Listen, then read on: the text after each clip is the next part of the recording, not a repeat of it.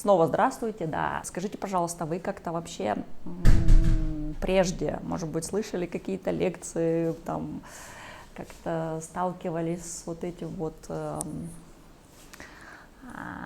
концептом времени и пространства, потому что это на самом деле не просто часть, да, нашей с вами, скажем так, жизни и реальности, потому что вот мы должны были начать в такое-то время, немножко там, на некоторое время мы делаем, да, это попозже само начало, да, нашей лекции. Выбрали мы пространство тоже не случайно, то есть выбрали мы физическое именно пространство здесь, в этом конкретном месте.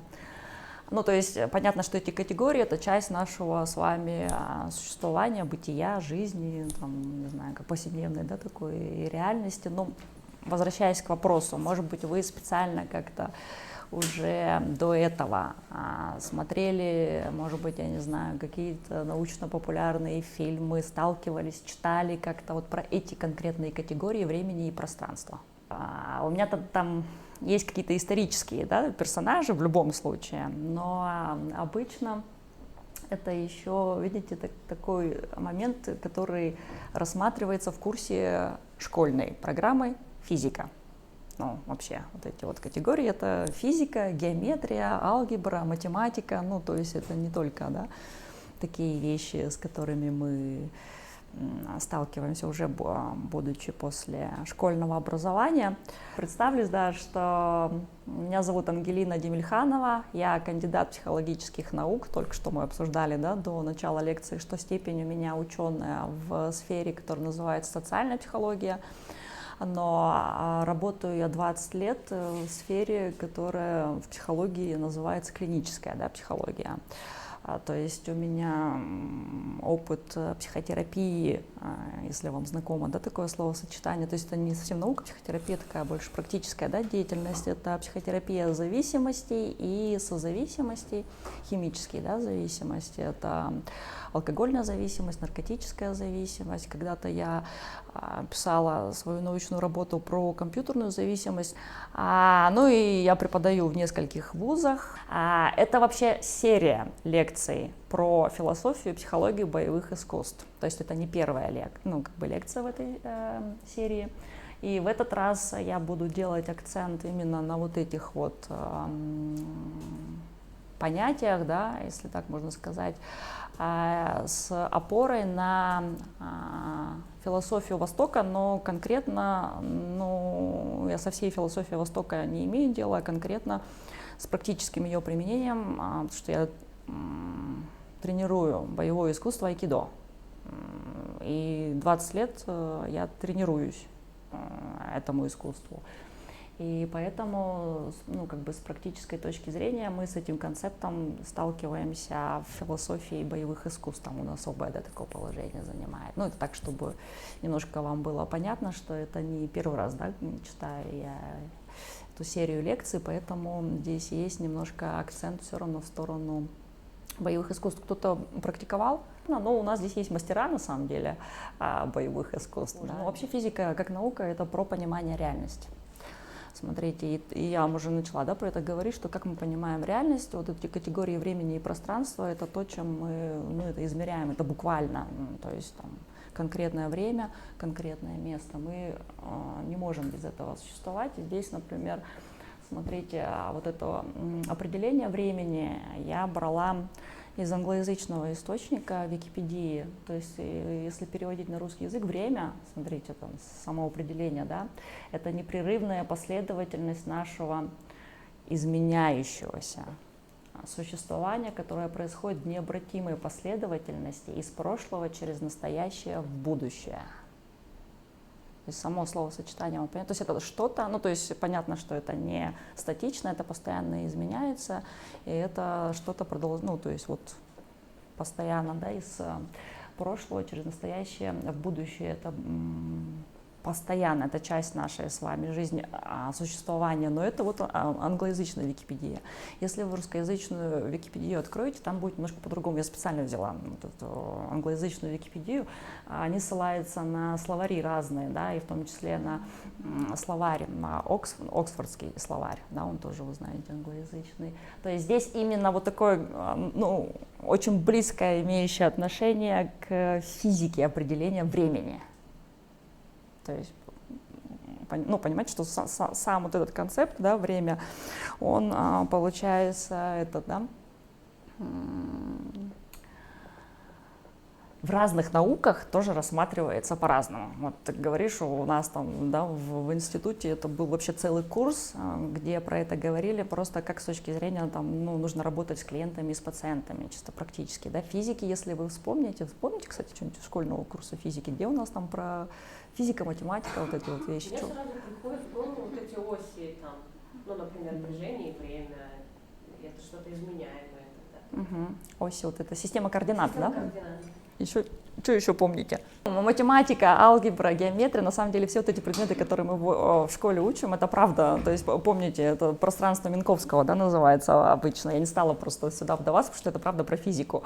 Но мы с вами не физики, да, в этом смысле. Но это можно посмотреть в интернете, это когда вот эту систему координат просто x, y, z, да, ну, помните, в пространстве как раз и располагают где-то, чертят вот эту систему координат x, y, z и располагают где-то в пространстве там конкретную точку. И тогда мы узнаем, да, где, ну, вот, находится этот конкретный объект. То есть, например, если бы мы указали вам адрес этого места, где мы будем проводить лекцию по этой системе координат, она трехмерная, да, но не указали бы время, соответственно, возможность нашей встречи вот такой прям могла ну, как бы не произойти, не случиться. Поэтому появился вот этот четвертый, да, как бы компонент, это четырехмерное измерение, да, так называемое, где время это вот это система координат. Эйнштейн, да, уже немножко подробнее про это говорил. Я тогда не знаю, насколько вам нужно вот прям ну, идти мне по вот этим философам, так, чтобы вы знали, этой проблемой занимались очень многие. Это, правда, философская проблема, потому что физика, она, это наука, да, и разные физические теории, которые появлялись в разное время, они описывают то, как мы с вами понимали реальность в том числе. Но этих ученых, этих великих там, да, там, умов, философов, их гораздо больше, чем здесь обозначенные. Я просто, знаете, ну такие прям очень вам скорее известные, да, фигуры здесь, ну, как бы упомянула. То есть смотрите, как немножко менялось, да, представление. Парменид, например, считал, что ну, времени не существует, это какая-то иллюзия, да, то есть есть что-то такое, только вот то, что длится вечно, и это про то, что сейчас, да, сейчас он назвал эту категорию. Вот эту фразу Гераклита вы точно знаете, да, что нельзя войти в одну реку дважды. То есть как раз у него была идея, что Гераклит говорил о том, что это не, постоянно все меняется, все течет, все изменяется. То есть и в этом смысле время как раз не статично. Про время здесь все равно какие-то количественные, да, характеристики, да, в этом смысле упоминается. Вот Аристотель говорит, что время — это число движения по отношению к предыдущему и последующему числу, буквально. То есть, и вот это вот, правда, категория. Ну, короче, помыслить время как будто бы без цифр нельзя. Или вы можете помыслить время без цифр. Ну, для вас, когда вы задумываетесь вот о времени, да, хорошо, сейчас вот, там, вы выбрали эту лекцию, для каждого из вас существует в названии этой лекции определенное слово, которое послужило таким толчком, да, почему вам захотелось на эту лекцию прийти. То есть я так, насколько понимаю, не для всех это про время. Но когда мы говорим о времени, обычно вот какие ассоциации вам приходят на ум? То есть, ну, про что это, там, не знаю, может, образы какие-то? Просто какие-то воспоминания с прошлого. Воспоминания, события, моменты, да, события, моменты, еще как. Для меня это больше про момент сейчас. Сколько времени мы уделяем себе в данный момент. У меня время как быстрой съемки, как объекты стареют. У меня это точность, то есть это определенная цифра, ориентация, то есть ориентироваться именно Мгм. Знаю, ну, время, наверное, тоже сказали движение и цифры были больше. Движение, то есть время движения. И Ага. цифры. Мгм. Цифры точности. Цифры, точность, ага. То есть какие-то все-таки цифры. Ну, насчет времени, не знаю, в голове как-то так всплыло слово «полдень». Почему полдень? Размышляю, и оно говорит о том, что это время, которое я проведу с пользой. М. Мгм. У тебя как? Время это как время жизни, сколько ну, остается. Сколько остается? Ну, времени, да. Да, интересно. Я почему-то Что утекает. обратила внимание на про старость и про утекает, потому что на самом деле не сразу, даже вот эти философы, которых мы здесь видим, Парменид, Гераклит, Платон, Аристотель, например, в древности, да, они не все обращали на это внимание, а про вот эту конкретную вещь, что мы в этом мире не вечны, в 20 столетии прям представители экзистенциального, да, подхода прям начали про это говорить, и это называется по Хайдегеру «Бытие к смерти». Он прям такой ввел концепт. Я там на самом деле думала про это говорить, но не знаю, насколько подробно. Вы, если что, смотрите, так как все равно здесь у вас разный бэкграунд, мы немножко отягощены вот такими текстами философскими. Вы, если не отягощены, вы прям, не стесняйтесь, спрашивайте, то есть я могу немножко там изменять в этом смысле подачу, то есть, что-то, если вам вдруг по ходу прям не обязательно ждать, то есть если вдруг что-то, как бы, вопросы на уточнение, можно сразу, да, задавать. Окей, но тем не менее, смотрите, да, вот у вас у всех звучат все равно цифры, события, там, какой-то промежуток времени, конкретные даже цифры, да, то есть, и там, даже если это, то есть, или сейчас, или там 12 часов, там, или какие-то там другие, но это все равно вот про какие-то количественные, да, категории. Отсчет времени. Да, это все равно такие количественные вещи. И здесь, смотрите, дальше, то есть этих мыслителей, еще раз говорю, было гораздо больше, чем те, про которые я говорю, но тем не менее здесь мы немножко уделим, да, этому внимание историческому контексту понимания времени, все-таки как оно менялось, да, как мы с вами понимаем время и как вы сейчас его понимаете. Хотя многие ваши идеи все равно перекликаются с этими идеями философов, которые про это громко, да, говорили, если можно так сказать. Августин, да, вот как раз он ввел, не ввел прям, он акцентировал внимание уже на том, что есть у нас прошлое, где-то вот про память, да, что есть, то есть время — это как бы переживание нашей души, это какой-то такой опыт, да, который мы можем постичь. И это может быть либо про какие-то прошлые действительно события, либо про то, что я вот созерцаю то, что есть сейчас, в настоящем, да, либо я жду чего-то, но здесь, в настоящем, это про будущее. То есть эти конкретные прям перспективы. Если вспомните первый слайд, там вот это определение, да, в Википедии, он конкретно нас сразу в этом смысле поворачивает в прошлое, настоящее и будущее, то есть они прям про это говорят. Ну и вот у Августина, да, мы увидим тоже эти концепции. Но вообще в средние века, если вы знакомы, да, немножко с историей, наверняка знакомы, время у нас здесь рассматривалось, видите, как творение Бога. Обычно, в любой религии есть та история, с какого момента начинается мир, да. Но сама идея, да, что вот как раз в средние века очень много про это говорили, что есть начало, да, и начало мира, начало нашего бытия, существования, реальности, это, как бы вот в этом смысле Творец заложил, да, эту идею. Немножко попозже уже вот это вот точно вам все известные фамилии. Ну и Ньютон, да, в этом смысле, вы знаете эту фамилию, конечно же, ввел вот эту концепцию абсолютного пространства и времени. Причем, если мы вспомним 20 век, то есть вот это слово «абсолютное пространство», да, и время, а в 20 веке, вы точно знаете эту фамилию, с чем у нас... скажем так, с чем мы имели дело в 20 веке. Вот есть абсолютное, да, пространство и время, а в 20 веке заговорили это физика тоже прям, очень много про это говорили. Относительное, потому что относительное пространство и время. Это Альберт Эйнштейн, конечно.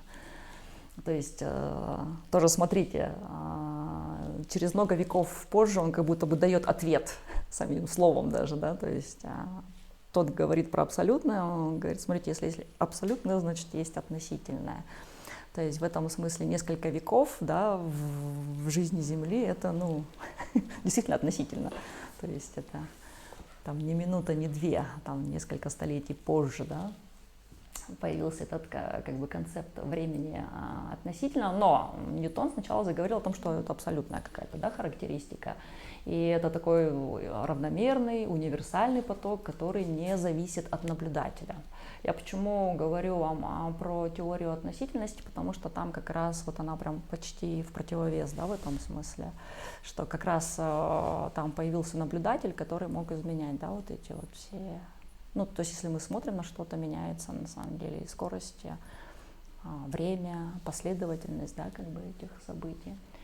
И согласно Ньютону, время и пространство, они существуют сами по себе, независимо друг от друга. Да, то есть сейчас, например, мне уже сложно это представить. То есть мы учились немножко в другое время, да, и здесь, например, ну ладно, когда я вас спросила, как вы понимаете время, у вас в основном это было про события, ну, про цифры, да, про каких-то людей, но про пространство, мне кажется, никто не сказал, кстати. Это же интересный, да, аспект. Хорошо, Лейбниц продолжает эту идею, когда говорит о том, что, видите, есть определенный порядок, да, и это порядок каких-то последовательных событий. И здесь вот он делает акцент, то есть помните, Ньютон говорил, что они могут сами по себе существовать, пространство и время, вне зависимости, да, там, от друг друга или там какого-то конкретного объекта. Здесь, например, уже Лейбниц говорит о том, что все-таки без объекта эти категории, они смысл теряют. Это, правда, математическое, да, такое понимание. Ну, математика вот как раз царица всех наук. Ну, то есть это же без счета, там, ну, как бы без вот этих вот математических каких-то вещей очень сложно помыслить, да, сейчас даже в этом смысле реальность. И вот Лейбниц говорил о том, что пространство и время, они в этом смысле относительны, то есть вот Эйнштейн тоже, когда эту теорию относительности свою разрабатывал, не прям ее тогда там с нуля разрабатывал, и зависит от от системы отношений между объектами. Иммануил Кант, да, и здесь он тоже начал как бы активно развивать эту идею, что пространство и время у нас не существует объективно, да, и вот здесь он делает акцент, что он прям с человеком связывает, что пространство и время как раз это то, как мы с вами чувственно воспринимаем пространство и время, не знаю, как по-другому сказать. Но вот даже здесь мы сейчас, да, с вами находимся, все равно же мы в конкретное время, опять говорю, в конкретном пространстве, да, то есть и это говорим о каких-то вещах, это именно про чувственное, да, такое восприятие. Возможно, кто-то физически, например, находится здесь, но сейчас, например, я вижу, что вы в этом смысле немножко и психически находитесь здесь, если можно так сказать, психологически. А вот и когда читаю лекции, это, ну, очень часто, да, такое бывает, что те, кто сидит на первых партах, они слушают, а те, кто сзади, они физически там присутствуют, но при этом там как бы их нет. Ну и в принципе у нас есть особенность нашего внимания, если нам что-то неинтересно, да, нашему восприятию, у нас внимание уходит, и мы можем, находясь здесь в физическом пространстве, в этом смысле путешествовать в любую точку мира, тоже там вспоминать в прошлое, в будущее и так далее, да. То есть это то, что стало объектом внимания психологии, мне кажется, много, да, десятилетий, столетий даже позже как раз, про все вот эти вот феномены, иллюзии, да, там восприятия, про разные вещи, связанные с памятью. Ну и здесь вот он просто в этом смысле очень важен для всех, да, в этом плане. И наук, который сейчас есть, он заговорил о том, что мы мир по-другому не можем воспринимать. То есть смотрите, как мысль, да, развивается. То есть если до этого там все-таки были такие идеи, да, что это независимые какие-то категории, то здесь, ну, уже все больше говорят о взаимосвязанности. Анри Бергсон.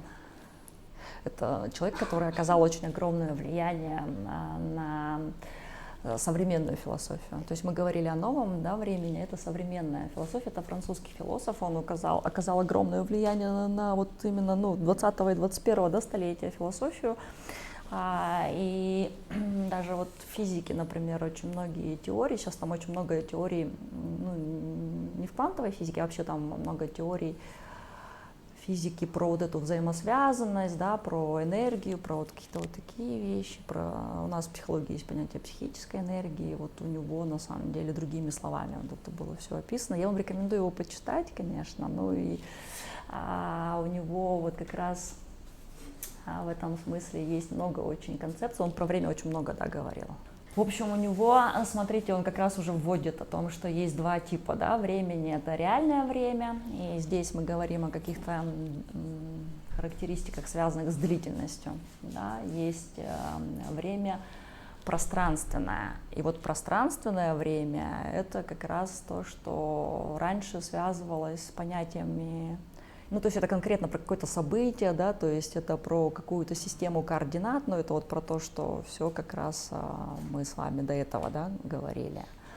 И он, конечно, очень сильно в этом смысле критиковал, да, вот эти точные науки за то, что они такой большой акцент делают именно, ну, про пространственное время, а не про вот ту вещь, которая называется реальным временем. Реальное время, то, что, ну, как будто бы нельзя, да, его пощупать и потрогать. Да, такая, как бы, интересная просто концепция. И вот длительность, да, это непрерывный поток сознания, где прошлое, настоящее и будущее взаимопроникают друг в друга. То есть, смотрите, здесь уже нет вот этого разделения. Здесь это все связано. То есть здесь и сейчас, смотрите, вот эти все, да, как бы измерения, если можно так их назвать, они присутствуют. И это вот время, которое, ну, это длительность, да, так это можно ли назвать его реальным, я здесь сомневаюсь, я не специалист как бы по Бергсону, но как будто бы это вот то, что, если правда на это обратить внимание, почувствовать, созерцать, да, там, и про это не думать, то тогда это вот можно назвать реальным временем, или, обращаясь все-таки к философии Востока, это то, что вот, ну, в дзен-буддизме, да, ну не только в дзен-буддизме, вообще во многих восточных, да, учениях называется осознанностью. Да, то есть это вот та вещь, которая в восточной философии была выделена именно на первое место. То есть, смотрите, здесь исторический экскурс, да, я вам все равно начинаю с определенной части мира. Это про то, что, ну, принято, да, говорить, это западная, да, там, философия. Смотрите, да, то есть все ученые, которых я перечислила, все равно сама локация, да, хотя Земля круглая, там, смотря с какой стороны, да, посмотреть, где восток, где запад, ну, как бы это тоже все. Видимо, первый наблюдатель, который так разделил, да, в этом смысле, вот традиционно теперь вот эти фамилии — это западная философия, а подвосточная немножко другое, да, имеется в виду. Ну, понятно, что это условное разделение. И вот здесь, конечно, его идеи очень уже идеи вот этого 20-го столетия, идеи, в смысле, философов, ученых 20-го столетия, они очень близки, и уже пересекаются прям очень с вот этими восточными идеями. Ну, как пересекаются, прям про это пишут и говорят, так-то понятно, они все равно знали, естественно, да, друг про друга. И здесь, ну, не так, что сами по себе, да, все эти концепции развивались. Время — это такой внутренний опыт, который нельзя измерить, его нельзя разделить, да, на части. И вот в этой длительности, в этом концепте, длительность, которую вводит Бергсон, каждый момент, он уникален и неповторим. То есть то, что я говорила 5 минут назад, уже в этом смысле в нашем с вами опыте не повторится. Пока с этим понятно. Просто я делала как бы презентацию, понятно, с акцентом на вот этих ученых, ну, потому что обычная аудитория, которая, да, там, слушает мои лекции, они немножко с ними знакомы. Если вам вдруг здесь непонятно, вы все равно спрашиваете. Ну, пока понятно. Ну и здесь я уже про это говорила, да, что он критикует вот это механистическое понимание времени, и как раз немножко такой, да, в этом смысле критика в сторону, ну, математики, что это, видите, математическое время — это искусственная конструкция, да, которая не отражает как раз истинной природы времени, и у него очень большой, на самом деле, там, в этом смысле акцент и большой такой момент, он говорит про интуицию. То есть это вот психологам как раз, я думаю, знакомо это понятие, так как вы все равно учились, да, большая часть из вас на факультете психологии, да, то, я думаю, вы с этим понятием сталкивались.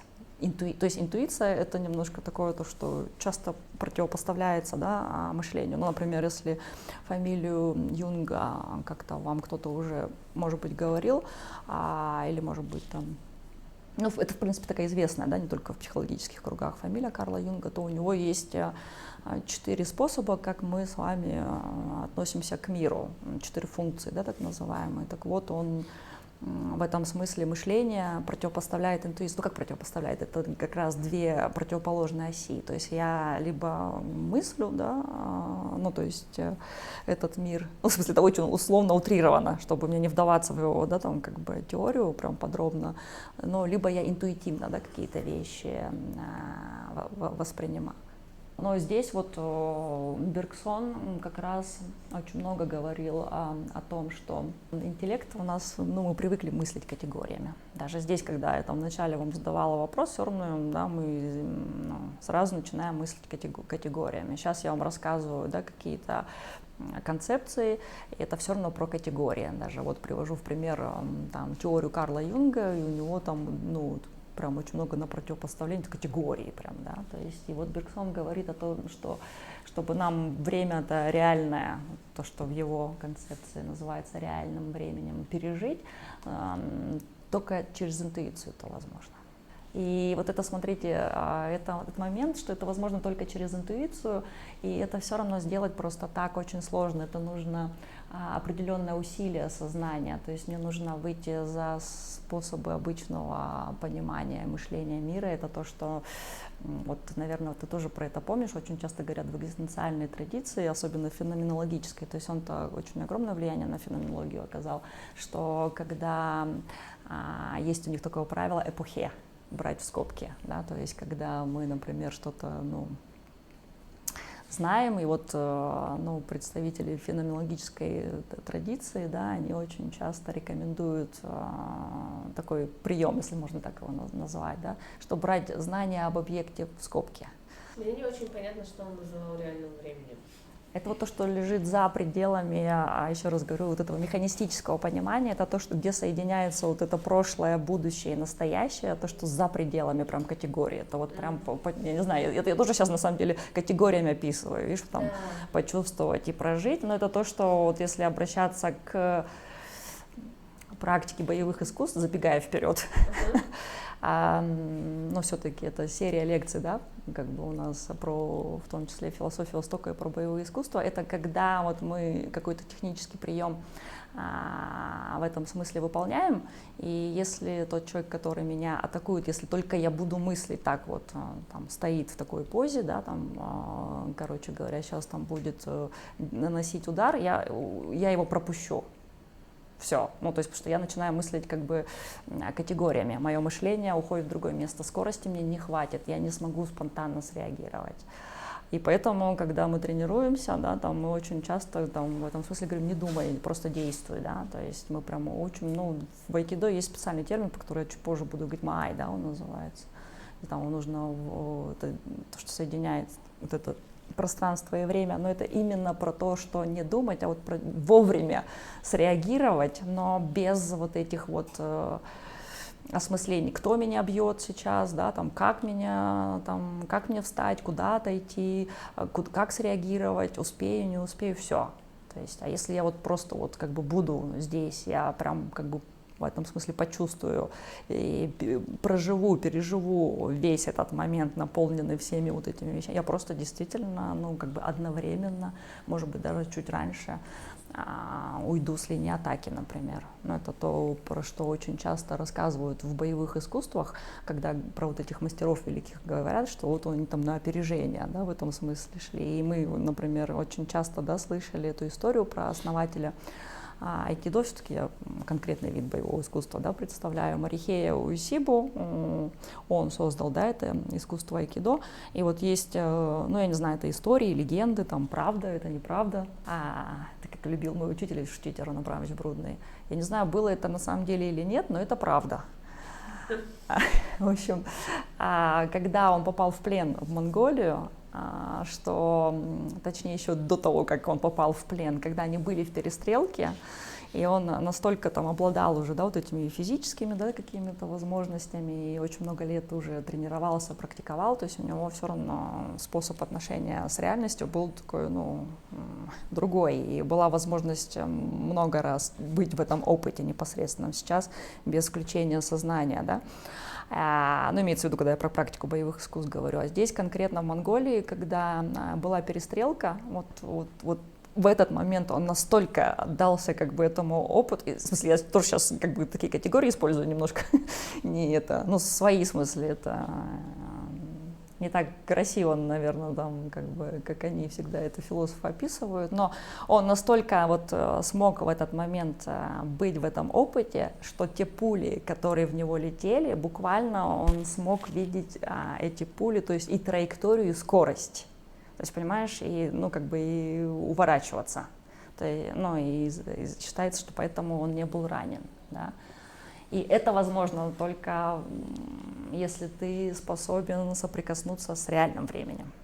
Я еще раз говорю, я не эксперт по Бергсону, но вот мне в этом смысле гораздо понятнее вот эти вещи действительно в практике, ну, боевых искусств, ну и восточной философии, как будто бы, на мой взгляд, там немножко не таким языком, чуть проще, но вот те же самые, да, вещи описываются.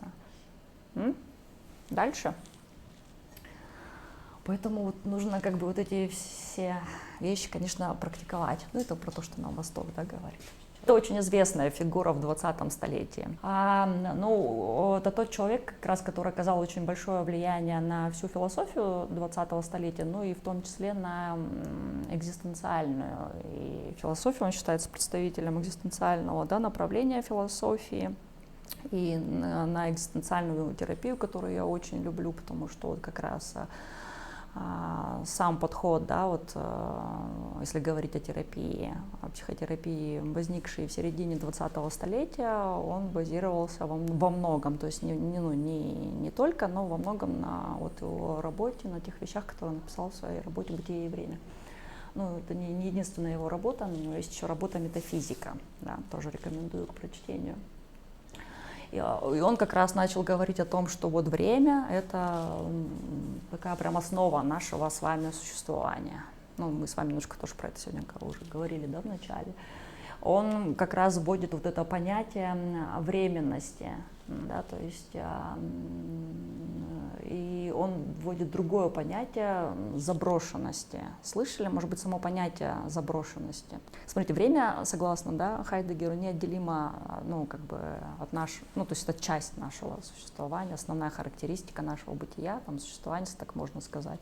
Я тоже не специалист по Хайдеггеру, вот, но насколько я понимаю.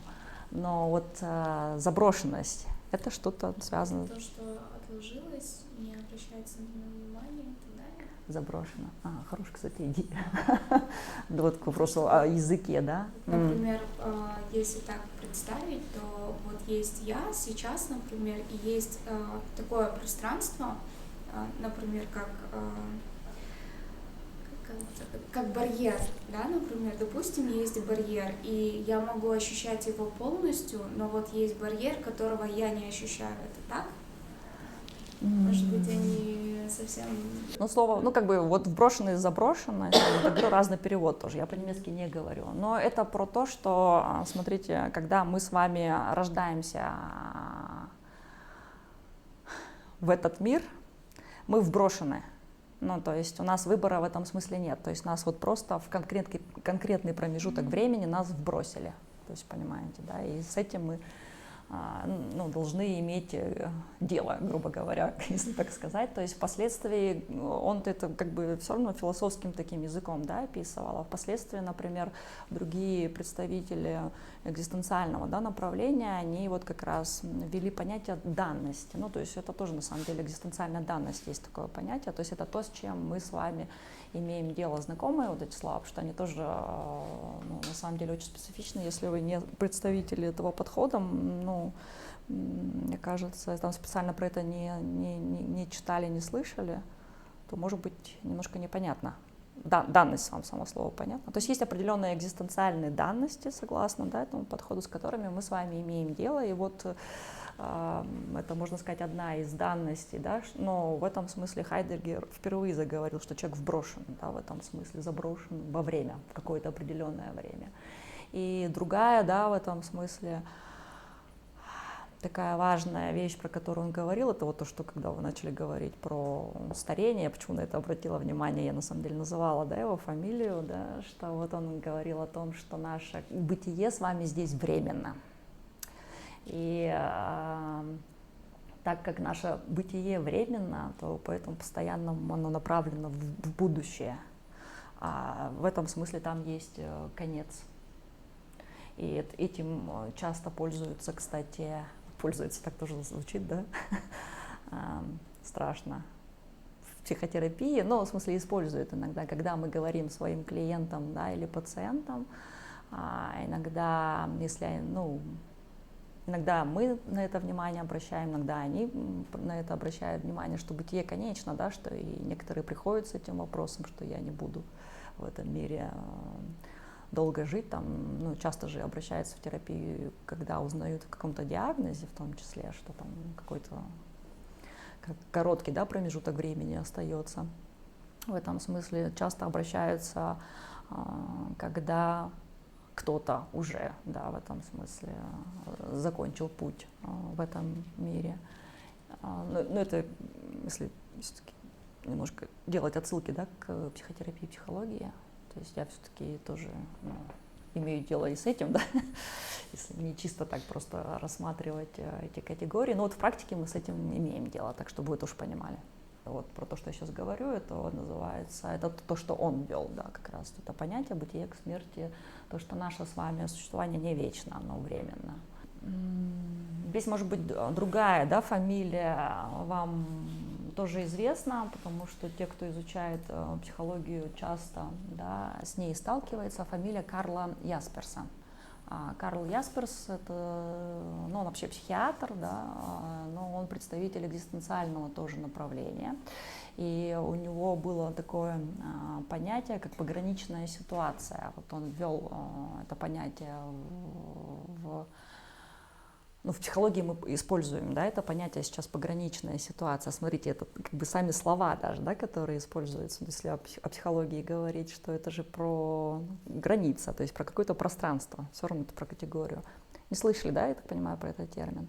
Пограничные ситуации — это то, когда мы опять сталкиваемся с какими-то вещами, которые, ну, как-то могут изменить, перевернуть нашу жизнь. Ну, то есть когда мы буквально видим границу, если я так могу сказать. Ну, то есть, смотрите, это кто-то умирает, кто-то близкий, или вы теряете, там, не знаю, какую-то работу, либо переезжаете в другую страну, либо там видите, что сейчас произошла там какая-то катастрофа. Ну, то есть для каждого человека эта пограничная ситуация, она может быть своей, потому что мы все-таки хорошо, бытие к смерти у нас в этом смысле универсальна данность для всех, но мы отличаемся все-таки друг от друга, и какие-то события для кого-то более значимы, для кого-то вообще не имеют значения, ну, для кого-то там менее значимы. Это про разные ценности. Так вот, согласно Ясперсу, если продолжать, да, вот эту идею экзистенциальной традиции, когда мы сталкиваемся в каком-то времени вот с этой ситуацией, которая называется пограничной, тогда наша жизнь в этом смысле наполняется, и мы видим что-то большее, что мы не видели раньше, и мы понимаем, например, что по-настоящему для нас важно.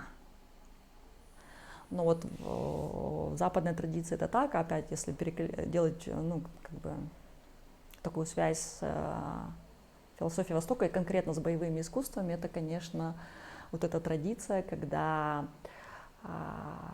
ну вот, например, средневековая Япония, там вот эти, если трактаты вдруг вы читали, связанные там с самураями, да, будо, вот эти все бусидо, как раз они очень много делали акцент на том, что ну, там буквально можно было умереть, потому что там ты вышел на улицу, да, и там не на свою, ну я сейчас утрирую, территорию зашел, там тебя зарубили. А если ты мечом не владеешь хорошо достаточно, то как бы все, эта встреча со смертью быстро как бы состоится. И таких пограничных ситуаций, в смысле, очень много. И в боевых искусствах сейчас, понятно, там никто с мечами не ходит, ну так, если по традиции на каких-нибудь показательных выступлениях, но, тем не менее, этому прям учат. То есть вот если вы будете практиковать боевые искусства, то там прям специально этому уделяют внимание. И как раз вот на эти вещи прям обращают внимание. То есть в этом смысле каждый момент он важен, он не универсален, он неповторим, он уникален, да, и здесь ты можешь, ну, как бы встретиться действительно с чем-то очень важным прямо здесь и сейчас. И это в ситуации боя это буквально встреча со смертью, короче говоря. Но если я это очень утрирую, ну, потому что, видите, как бы ну, в смысле, сама моя лекция была рассчитана чуть-чуть, ну, как бы на людей, которые в теме, поэтому, если вдруг вам непонятно, еще раз говорю, вы останавливаете, спрашиваете, потому что, мне кажется, все-таки для вас новый, да, в этом смысле материал. Понятно, да, вот с этим вот самой идеей, и про брошенность, про бытие к смерти, про пограничную ситуацию, но вот в боевых искусствах тоже, да, мы с этим имеем дело, когда учимся или учим наших учеников как раз иметь дело с осознанностью, да, вот этого момента, уникальностью каждого момента. Это Альберт Эйнштейн, но я уже немножко про него говорила, да, что вот я когда говорила о той концепции, которую ввели в новое время об абсолютном, да, пространстве и времени, вот, конечно, Эйнштейн, теория относительности, это про четырехмерный континуум, да, что здесь все зависит как раз время и пространство от тех интервалов и от той системы отчета, ну, какую мы предъявляем. Поэтому, кстати, в разных странах, ну не поэтому, в смысле, если так просто упрощать, там в разных странах вы знаете, что у нас длина разными единицами измеряется, там сантиметры, миллиметры, дюймы, футы, как бы, если так сильно упрощать. Ну и это чисто физическая, да, такая вещь, что искривление пространства и времени происходит под влиянием массы. Но Эйнштейн очень большой, да, ученый, и вот эта теория относительности, вы знаете, что она огромное влияние оказала на наше современное тоже, да, понимание реальности, ну и тот момент, про который он говорил, что все зависит от наблюдателя. Дальше, ну, я думаю, не нужно, да, на нем останавливаться подробно, детально. Я хотела просто вот об этом человеке на самом деле поговорить. Мне кажется, тоже вы его не знаете, это мой любимый физик. Вообще он представитель глубинной экологии, если вы слышали про такое направление. Это современный физик, он еще живой, вот, и я вам очень рекомендую почитать его книгу, у него много книг, одна из его знаменитых книг это «Дао физики», это там, где он как раз рассматривает вот эти вот как современные теории перекликаются с восточными, да, вот этими учениями, но он подчеркивает про, как бы, то есть он опирается в этом смысле, да, на теорию относительности Эйнштейна, также разделяет, да, вот эту идею пространства и времени, и оказал очень огромное, да, влияние тоже на современное мышление, но он представитель физики, просто видите, я здесь как бы, ну, мне хотелось тоже каких-то физиков здесь вам показать все-таки это. То есть время и пространство, большая часть, конечно, в физике и в математике, как мы уже говорили, понимается. Хорошо, вот мы приблизились, точнее, к тому моменту, наверное, который для вас, да, больше всего похож. Ну, не похож, в смысле, может быть, привлекать, не знаю. Короче говоря, как в психологии мы понимаем пространство и время. Да? То есть чаще мы говорим о психологическом восприятии времени, да, то есть это субъективное восприятие времени. То есть вы знаете, наверное, что даже в разные периоды жизни мы по-разному воспринимаем время. Там, чем ближе к старости, тем, кажется, ну, там, скорость меняется, чем вы там, в начале своего пути, типа, вот там еще вся жизнь впереди, да. ну, там, временная перспектива личности, это куда мы больше ориентированы на то, что происходит здесь, сейчас, либо мы смотрим в будущее, либо там как-то на прошлое. Ну и мы, конечно, рассматриваем эту категорию память и время. Потом, если говорить о пространстве, то есть такое понятие в психологии личное пространство. Слышали, да, там тоже вот это личное пространство в зависимости от физического пространства, имеется в виду от страны к стране тоже меняется. Где-то эта дистанция больше, где-то эта дистанция меньше. Да, то есть где-то принято за руки здороваться, там, обниматься, целоваться, где-то там просто рукой, да, помашут, там, либо вот у наших любимых представителей азиатской культуры поклоны, да, вот эти вот все. Ну вот социальное пространство, опять это я только что привела пример, да, это про, если говорить о каких-то больших группах, да, там, нации, народы, страны, а личное это конкретно мое личное, то есть там, может, там тебя я, может, поближе, да, там, подпущу, там, а вам скажу, извините, там, с вами за руку не здоров, ну, в том числе, потому что там кого-то я больше, лучше знаю и так далее. Ну и, конечно, большой момент, который мы в психологии, как мы рассматриваем вот это время и пространство, это патология. Это вот нарушение восприятия времени и пространства. Это то, что, с чем я часто в своей практике имею дело, потому что я говорила, что я как клинический психолог, да, все-таки много лет работаю, и это вот то, что ну, в клинической, да, такой сфере часто там вот эти амнезии, например, вы знаете, да, там, если, ну, у меня сфера специфичная, все равно, да, это с наркологией, да, как бы связано, и под воздействием психоактивных веществ изменяется восприятие времени и пространства, да, там всякие такие вещи. А вот эта фамилия, мне кажется, тоже вам знакомая. Но это, я почему, кстати, про него здесь специально отдельно говорю, потому что это тот человек, который буквально взял категории, которые были в 20 веке в физике, и прямо их на психологию переложил. Ну, то есть это очень известная фигура, да, в психологическом мире, и он ввел понятие жизненного пространства. Он описал вот эту временную перспективу. Самое известное, да, его как бы вклад, ну не вклад, в смысле, это теория, которая называется теория поля.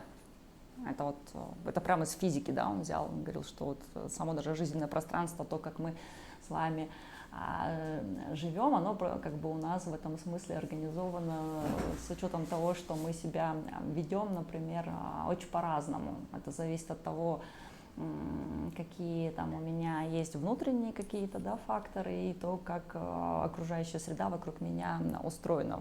То есть он прям говорил о термине «сила», да, то есть это буквально. Но я тоже не хочу сейчас сюда уходить, потому что все-таки те, кто изучает психологию, в вузах особенно очень большой как бы курс читается по теории поля Курта Левина, но это очень влиятельная фигура, как раз, которая соединила в этом смысле. И вот эта его формула, да, то есть я только что ее озвучила.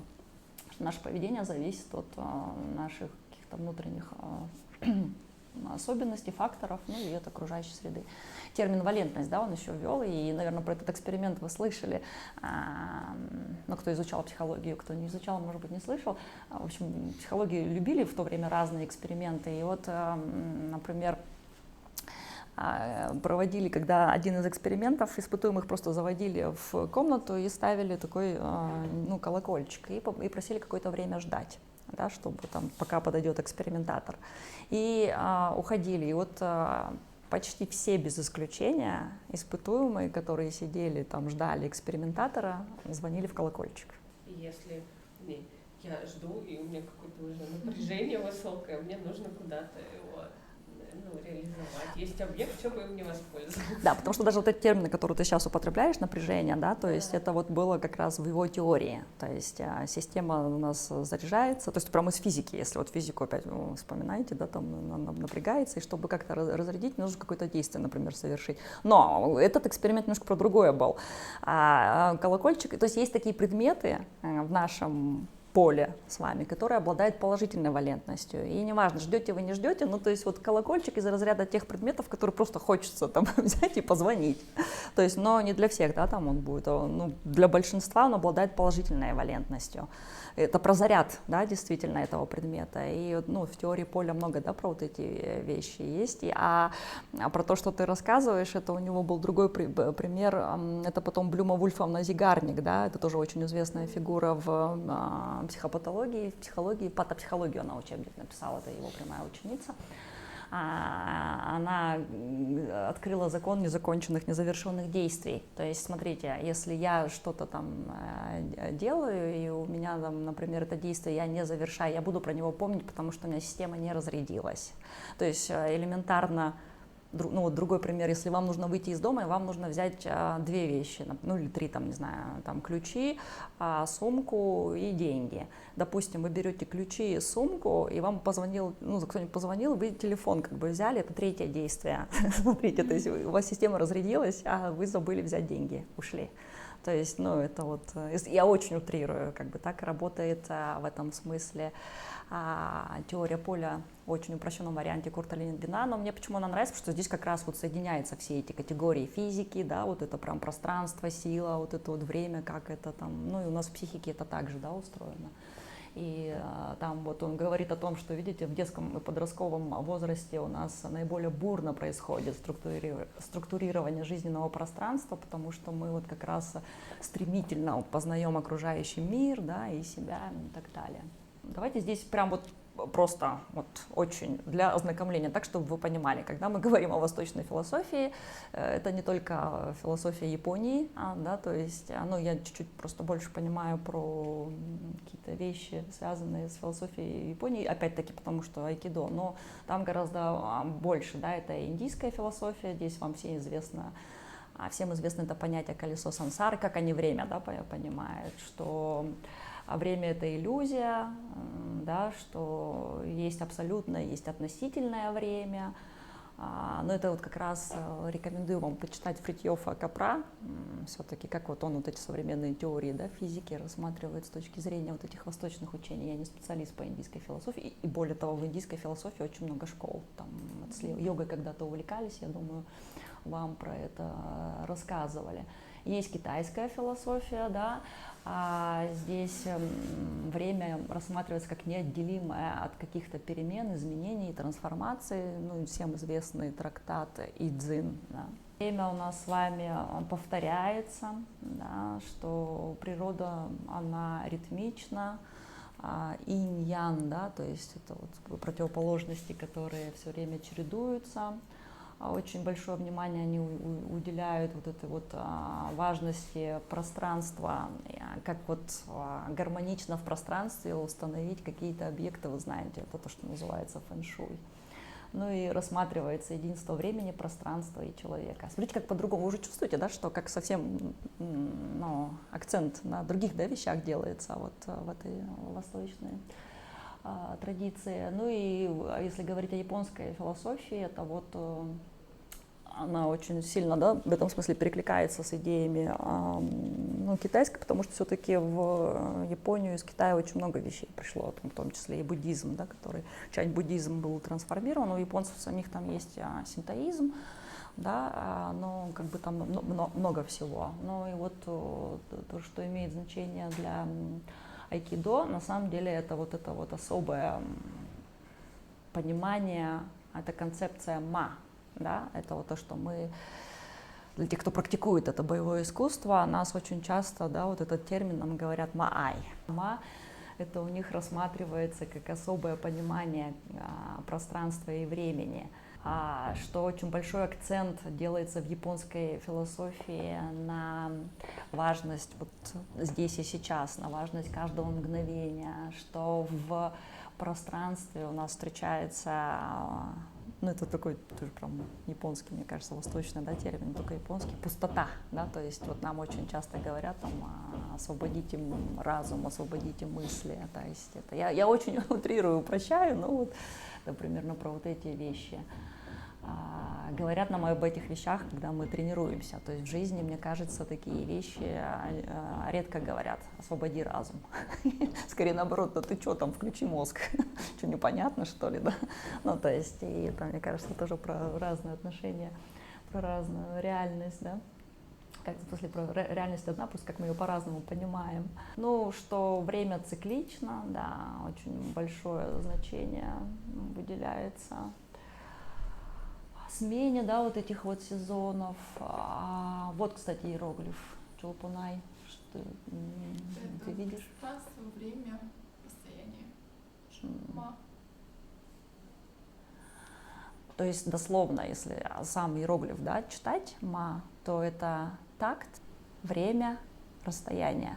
Смотрите, в русском языке это 3 разных категории. А насколько, да, вот само отношение с реальностью, здесь в одном слове скрыты 2 этих понятия, и время, и пространство. То есть я вам до этого час говорила, что как, смотрите, по-разному там все вот эти вещи понимаются. А тут, смотрите, вот поэтому мне очень нравится в этом смысле, да, философия Востока, но здесь как бы Азия все равно, Япония это считается Азией, да. Мы в Средней Азии, но вот Япония это как бы азиатская, да, тоже.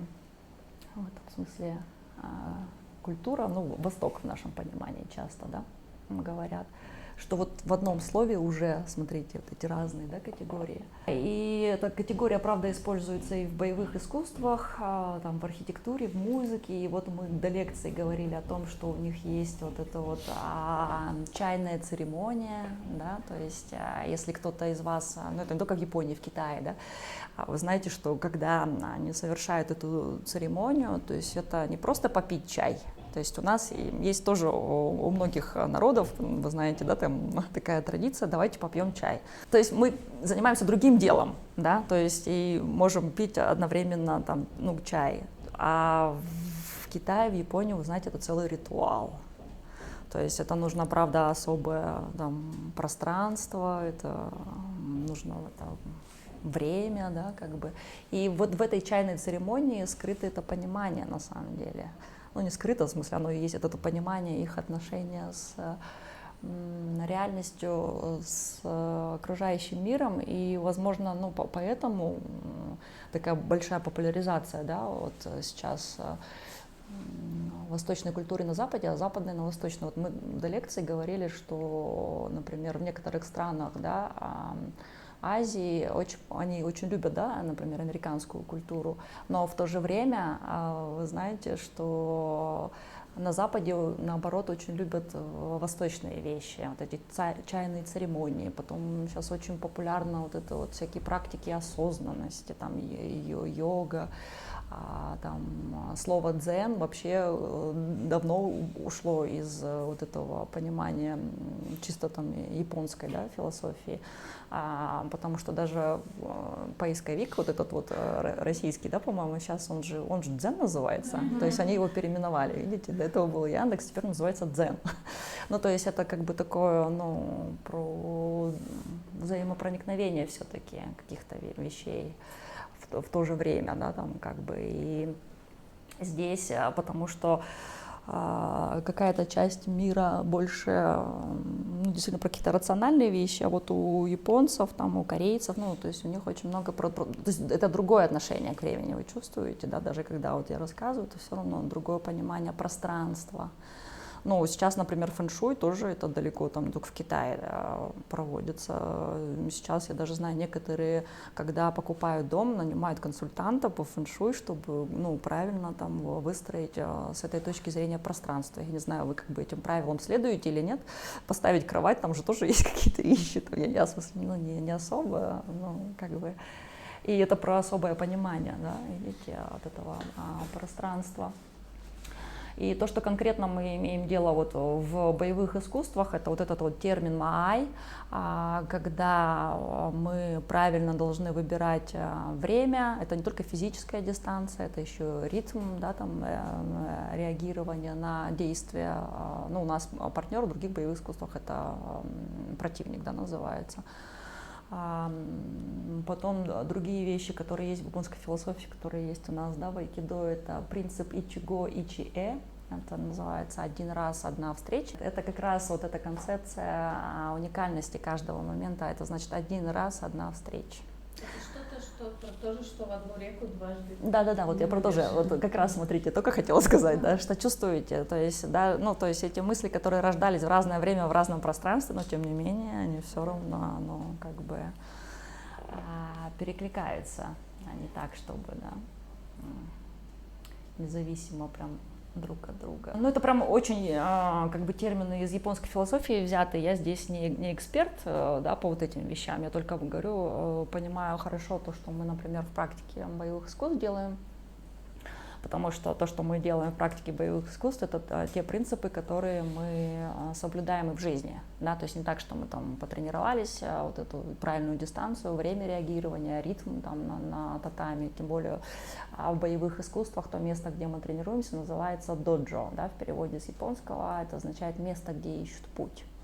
То есть и в этом смысле, если мы учимся, да, там, вот этим принципам ичиго, ичие, да, там вот эта дистанция, ритм, чувствование, да, там стараться освобождать, да, там свой разум, быть в моменте, прям постигать, вот, то есть это все достаточно все равно требует, я вам скажу, большой затрат энергии психической. То мы, например, когда мы тренируемся, то мы, если постигли действительно этот принцип, мы его выносим за пределы татами, и в обычной жизни мы его тоже должны практиковать. Ну, если постигли, еще раз я, да, как бы на этом делаю акцент. Моно но аваре — это особое чувство печальной красоты и быстротечности жизни. Очень красиво, да, на самом деле. И вот этот принцип, мне кажется, у японцев, да, в этом смысле очень отражен в их вот этих вот стихах, вот этих коротких. То есть я вот не знаю, кстати, у корейцев, ну, как бы так или нет, ну, что вот там смотрю, как падает, не знаю, листва, и мне и радостно, и грустно одновременно. Это я уже по-русски сильно. Ну, то есть сам вот этот способ, да, там как бы, ну, наверное, у корейцев, мне тоже кажется, похожие, да, какие-то вещи. Но мы уже близимся к завершению моей презентации. Очень сильно перекликается вот эта вот философская мысль 20-го столетия, особенно экзистенциальная, с вот этой восточной, с буддийской, с дзен-буддийской, очень много параллелей. Японская или китайская вообще вся вот эта мудрость, традиции, как они разговаривают и в фильмах показывают.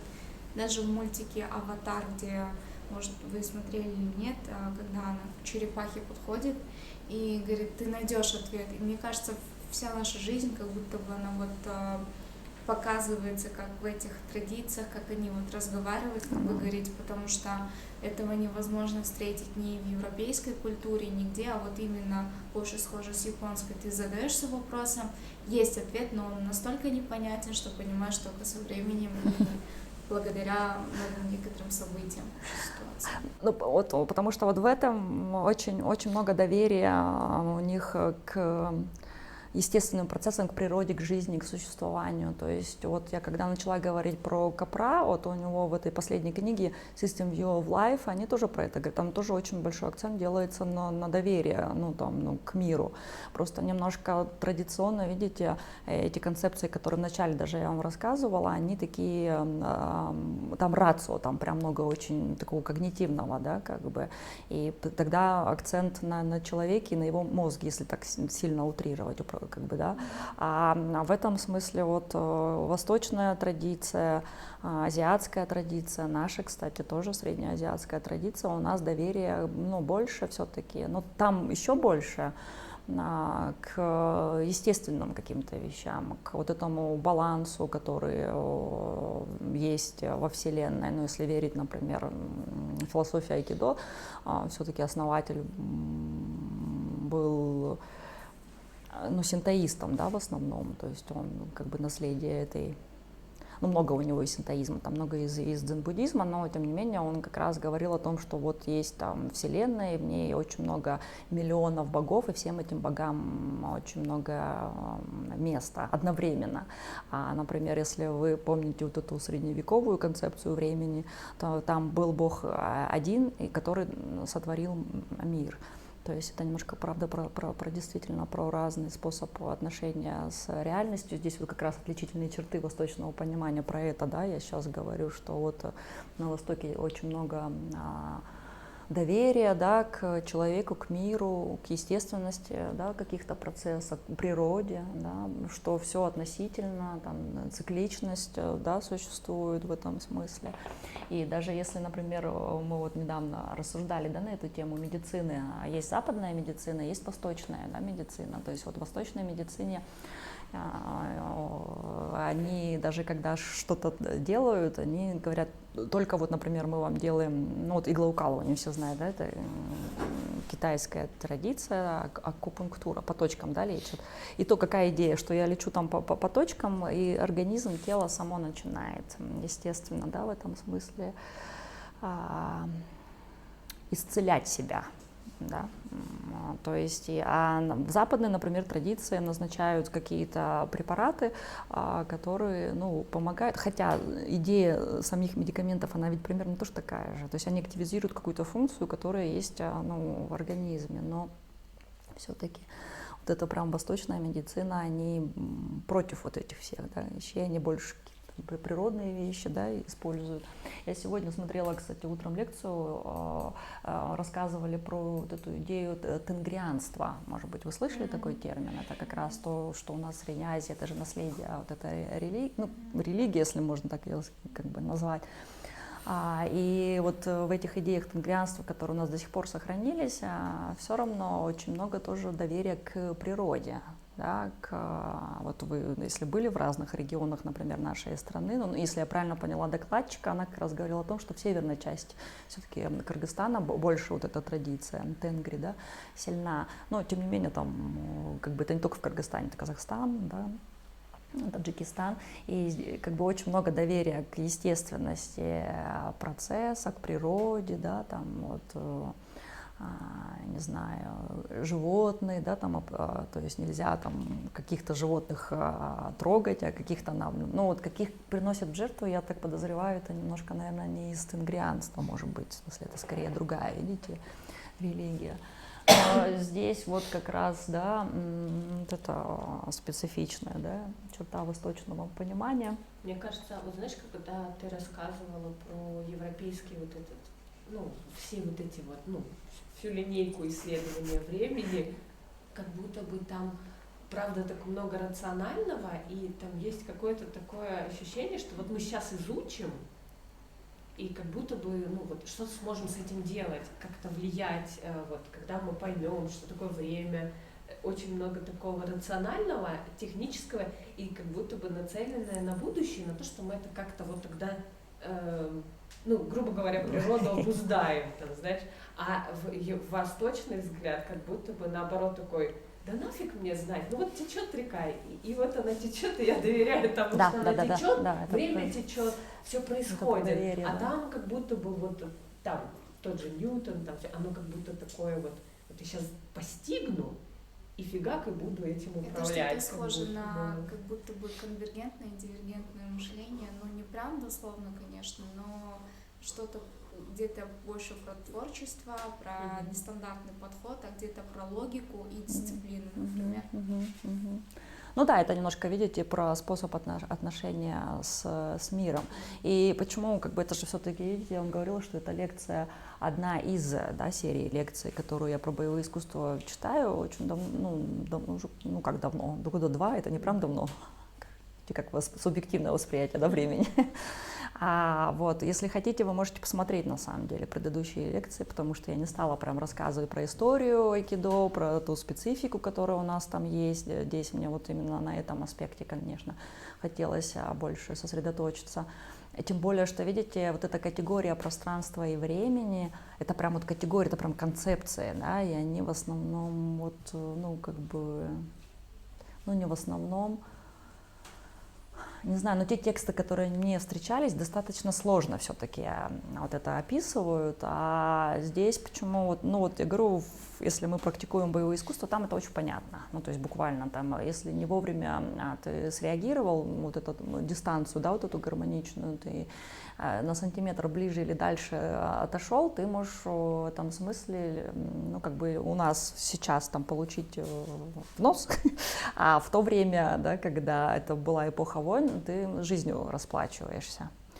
И это если там не в ситуации конфликта, то есть искусство ведения боя, это как бы, ну это искусство, это не просто бордобитие, все-таки поэтому они были названы, да, там азиатские единоборства, это искусство целые, в которых есть вот, очень, в смысле, это философская база там очень сильна, но тем не менее как бы это про конфликт. То есть если вы, там, допустим, не занимаетесь каким-то боевым искусством, то в жизни вы все равно сталкиваетесь с ситуациями, когда у другого человека, там, возможно, есть намерение какое-то не очень хорошее по отношению к вам. Либо это просто про столкновение интересов, а это конфликтная ситуация. И те принципы, например, которые мы используем в доджо, то есть те же вещи можно использовать в жизни. То есть вовремя, там, я не знаю, среагировать, ответить, либо просто промолчать, да, там, либо сказать какую-то фразу, которая, там, может быть, остановит негативные намерения, если это противник, но это может быть же и партнер в этом смысле, не всегда же мы конфликтуем с врагами. И это очень, на мой взгляд, как раз такая полезная вещь, очень много можно взять из практики Востока, и в смысле и от этих западных мыслителей тоже очень много, видите, понимания времени и пространства, и это же все-таки ценность, понимаете, время, я понятно, все равно люблю, да, экзистенциальную традицию. Я не могу сказать, что я ее, в смысле, я представляю в какой-то степени эту традицию, если говорить, да, о терапии, о психологии экзистенциальную, но в этом смысле там я не прям чистая школа, но я очень люблю, да, экзистенциальную традицию, и из айкидо в том числе, потому что такая экзистенциальная, да, вещь, если западным языком говорить. Там просто мы очень много говорим про это время, которое данность, и оно ограничено, то есть буквально. Мы с вами собрались на лекцию, да, там сейчас, окей, то, что я хотела сказать, я сказала, в том смысле, что если сейчас у вас будут вопросы, вы там зададите, как там можно еще подискутировать, но тем не менее оно конечно. То есть лекция наша сегодня на этом завершится, да, и это такое как бы одно событие. Оно говорит там про жизнь, да, в этом смысле там много разных событий у вас происходит, и это большая, правда, время — это большая ценность, это данность, и ценность в том смысле, что я решаю, кому и как его дарить. То есть вы, например, да, в этом плане решили использовать ваше время сегодня так. Да, потому что для вас там, какие-то вещи важны. И так и сейчас здесь со мной вы его проводите. И вообще это там в жизни же у вас много разных событий, но здесь нужно понимать, что это ценность. Прежде всего, мне кажется, это ценность. А абсолютное, относительное, оно как-то, оно разное, да, бывает, но оно, мне кажется, ценное, и мы не всегда обращаем на эти вещи внимание. И здесь, если говорить, в боевых искусствах нас прям так учили, да, то есть я не знаю, ты помнишь или нет, но нас, я сейчас периодически тоже про это говорю, но тем не менее, да, там это сама традиция нас учит ценить момент, да, как бы, потому что в том числе, еще раз говорю, раньше они расплачивались жизнью, а мы расплачивались другой ценой. Травм у меня тоже хватает, в том числе, хотя вроде считается, да, айкидо такое искусство мира, вид боевых искусств, который вроде бы там относительно менее травматичный, но тем не менее травматичный. В общем, давайте, какие у вас вопросы есть? У нас есть еще немножко времени. Какие вопросы? Может быть, про что-то рассказать чуть-чуть больше? Да. Что сейчас еще говорю, большой такой тренд, современная физика, квантовая физика, в особенности это очень много восточных этих, да, вещей, восточных учений. Что это в целом сейчас говорят о системном взгляде, да, и на жизнь, и на то, что это не разные вещи, это правда важно видеть как систему, но это не всем дано, это тоже нужно определенный путь, да, пройти, чтобы видеть широко. Все-таки мы привыкли категориями мыслить, нам сначала надо.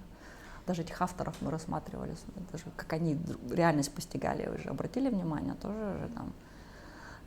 Мне кажется, в этом и есть отличительная черта восточной культуры, что даже основные принципы буддизма как раз-таки в том, чтобы отвлечься от категорий, от оценочного мнения. То есть, я забыла, как называется именно в буддизме этот принцип, когда ты отказываешься от такого понятия, как плохое, хорошее, условно, дорогое, дешевое. То есть, это просто вещь, и у нее есть такая цена. это просто вещь, и она такова. То есть поэтому, мне кажется, они меньше мыслят в виде каких-то графиков. Они стараются принять мир и вещи в нем такими, какие они есть.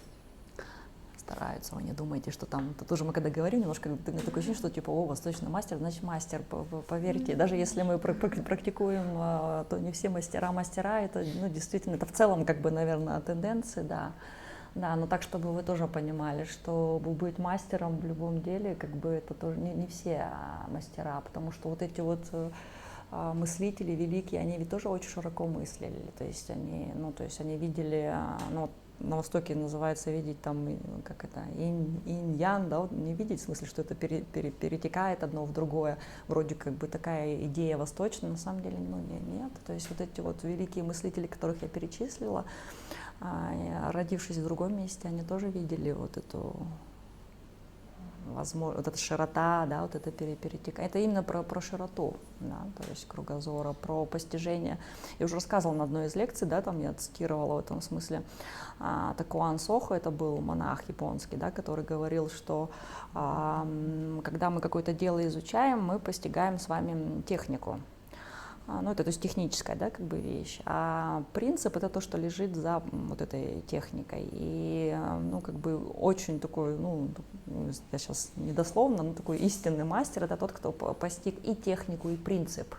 Ну, то есть я могу быть искусственным наездником на лошади, если я понимаю сам принцип, как управлять лошадью, ну, сейчас условно, я могу там и на зебре поездить, ну, к примеру, там, или я там могу сесть за руль автомобиля, потому что это принцип управления, но я и технически, да, там тоже как бы и владею автомобилем, и там на лошади, и там на зебре скачу, ну, то есть и как бы вот само истинное мастерство — это тот, кто постигает и технику, и принцип, таких немного. То есть я с разными сталкиваюсь, да, там и в боевых искусствах это там разные практикующие, сенсеи, там, ну, те, кто учат, там, то есть по всему миру я была, там, как бы разные, в психологии это разные психологи, исследователи, психотерапевты, там есть клиенты, пациенты, в общем, все как бы, это все, ну, все разные, и вот таких вот мастеров, да, там, кто и технику, и принцип постигал, их, к сожалению, единицы. К сожалению. Может быть, правда, не для всех, не знаю.